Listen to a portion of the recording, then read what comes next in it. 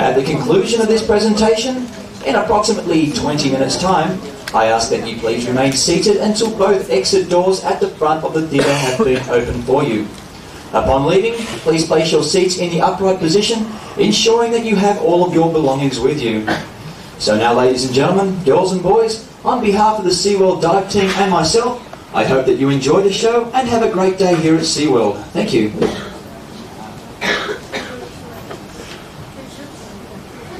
저기 보이.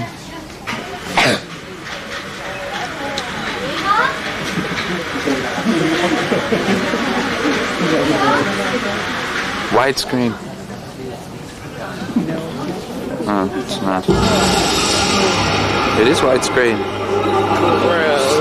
Super 70mm widescreen. George 5. Shark.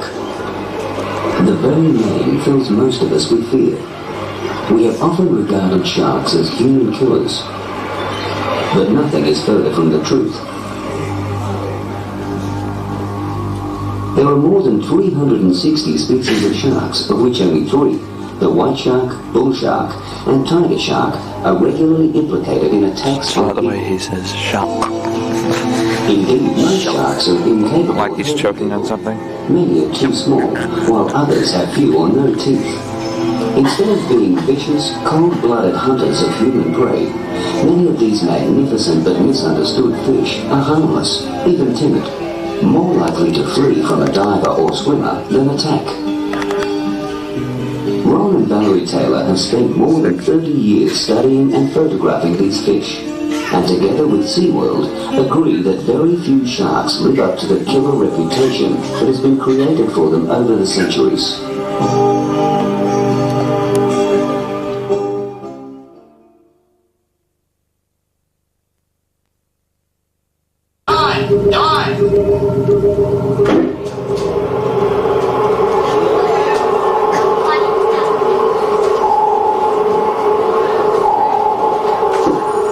This is no film, kiddies.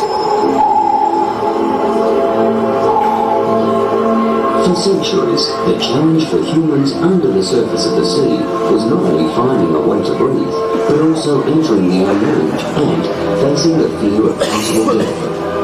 Early myths and legends told of saw-toothed monsters that could tear a person in two with a single strike from their powerful jaws.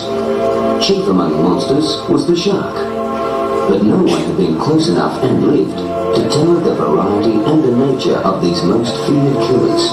And so, centuries of ignorance created the shark's infamous reputation. See that fish rotting his back? 330 years before Christ, Alexander the Great used divers to assist in the siege of Tyre. Breathing through a simple cane snorkel, they were able to swim underwater and cut the ship's anchor ropes without being seen by the guards on board.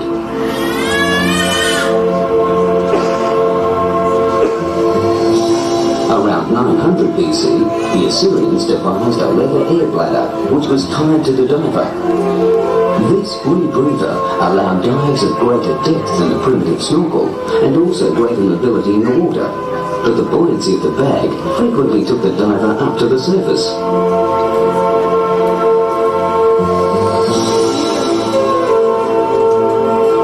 The diver had to rebreathe his own oxygen-depleted exhalation, a dangerous cycle that leads to carbon dioxide poisoning, unconsciousness, and ultimately death by drowning.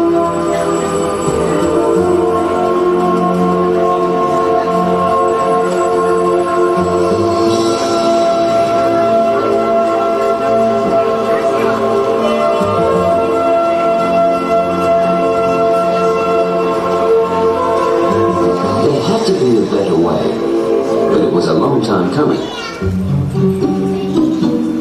1,000 years later, the best that human ingenuity could devise was a pipe tied to a floating air bladder.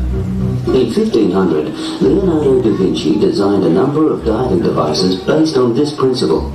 He also designed flippers for divers' hands and feet to help speed them through the water. But speed was not the problem. Depth was. The human lung is not strong enough to draw air through a tube longer than a meter. To dive deeper, the floating end of the pipe was submerged, and the diver had to keep enough air in his lungs to blow water from the pipe when it surfaced. The possibility of a punctured air bladder was of course a constant problem that demanded immediate attention. There was little progress made over the following 200 years. It seemed that no one was prepared to break away from traditional ideas, to innovate and come up with something completely new.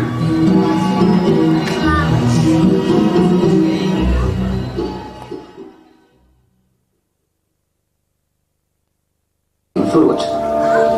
But like so much of history, confusion and controversy surround the authorship of the helmet. Some historians credit Seeley, while others maintain it was designed by the brothers John and Charles Dean in 1823. The design consisted of a metal helmet and shoulder plate that attached to a waterproof suit. Stale air escaped through a one-way valve at the back of the helmet as fresh air was pumped into it. The diver was tethered to the ship above, and yet free to walk the bed of the ocean with unimpaired vision and infinite air. It was in a suit like this one that Australia's first recorded salvage was undertaken in 1852. The bark Eglinton was wrecked off Rottnest Island, and gold worth £65,000 was recovered from her. Our diver is wearing a US Navy Mark V helmet, which incorporates the first major change from the Seeley or Dean design as late as 1938. Widespread use of Seeley's suit raised the issue of pressure for the first time, and bends, the painful condition caused by rapid changes in pressure, was a new problem on which the diving industry became focused. Following Japan's entry into the North Australian pearling industry in 1885, cemeteries in Broome, Darwin and Thursday Island were filled with the graves of pearl divers who, wearing the Heike helmet, died of the bends. The hard hat diving suit, although revolutionary, limits movement underwater because the air pipes are tethered to the ship from where the air is being pumped. The suit is also bulky, heavy and restrictive.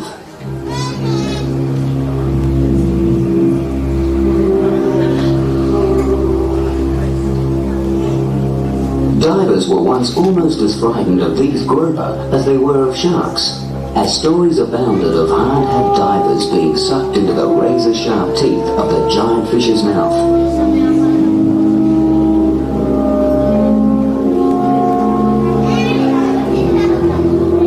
But they were only stories. These gentle giants who grow to 3 meters or more are perfectly harmless. During the latter years of World War II, Jacques Cousteau and E. Gardner patented the Aqualung, a self-contained underwater breathing apparatus. Some 4 kilometers under the North Atlantic, where she remained hidden for 73 years. Her builders called her unsinkable, but the Titanic sank on her maiden voyage. Lying on the seabed almost 4,000 meters below the surface, the big ship remained a mystery. Only a submersible could withstand the pressure of that enormous depth, and a tiny 3-man craft called Alvin ventured where no one had been before. Alvin found and photographed the grand old wreck. Small and very maneuverable, Alvin's hull is made of titanium alloy, strong enough to withstand the gigantic pressure exerted by the water at Titanic's depth. 3 brave scientists crouched inside the tiny submersible, knowing that any failure would put them, like the Titanic, out of reach and beyond rescue.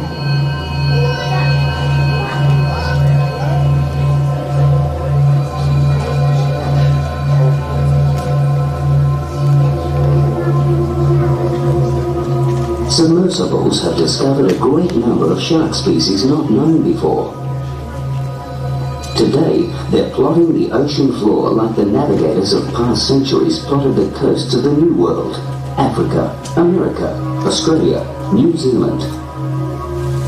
And like the early discoverers, they could be mapping for humankind a future life beneath the sea.